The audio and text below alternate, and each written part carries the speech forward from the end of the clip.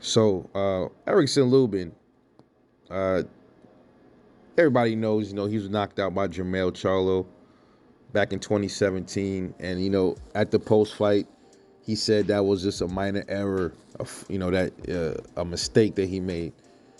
He was a little younger in his career. He was a little green. So I wonder, and a lot of people probably wonder this: if Erickson Lubin was to fight Jermell Charlo again, will the same thing happen to Erickson Lubin? And I'm gonna give my opinion on it. Uh, and the straightforward answer to that is no. I don't think that'll happen again to Erickson Lubin. Not in the first round. That's not going to happen again. Erickson Lubin has grown. He's gotten better since that Charlo fight. A lot of people questioning his chin. His chin does come to question, but I'm not going to really get into his chin. Stay tuned because I have actually a chin check series video coming up for Erickson Lubin. And I'll talk about that, about what I think his chin is. And I'm going to try to break it down. I always do. I try the best way I could. But I'm going to give my honest assessment on on the chin of Erickson Lubin. But right now, we're going to talk about that knockout. And is that possible again from Jermell Charlo? No, it's not. It's not going to happen again like that. Erickson Lubin is going to go into that fight absolutely cautious of that. That's probably going to play off in his head to where he's going to be a little bit too cautious to where the fight is going to end up going to the decision. And it is quite possible that Erickson Lubin can outbox him to a win.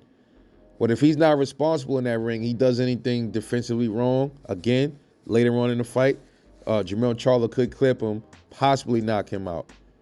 I say possibly, because Erickson Lubin has had 2 fights where you saw him hurt. Terrell Gausha and Jason Rosario, they both hurt him, but he recovered quick from both of those troubles he was having. But Jermell Charlo is obviously stronger than both of those, but than Jason Rosario and Terrell Gausha. So that's why I said he would have to be much more defensively responsible, and I think he will. Also, at the same time, the reason why it's possible that Erickson Lubin, he got power, he's strong too. It's possible he could hurt Jermell Charlo as well. You got to remember, Jermell Charlo probably going there with the mindset that, man, I knocked this kid out in the first round. Let me go in here and bulldoze him again. Because I know he's scared of me knocking him out. So let me go in there and just walk him down. And he can end up possibly getting clipped or countered by Erickson Lubin and possibly hurt. And at the same time, Erickson Lubin might go in there with more dog in him, trying to get some get back for getting crushed in the first round. He might go back in there and trying to actually knock Jermell Charlo out this time. But I don't think he's gonna go rushing there for the knockout. He's gonna go in there for the knockout, but he's gonna be patient with it. I don't think he's gonna be as defensively irresponsible as he was when he first fought Jermell Charlo.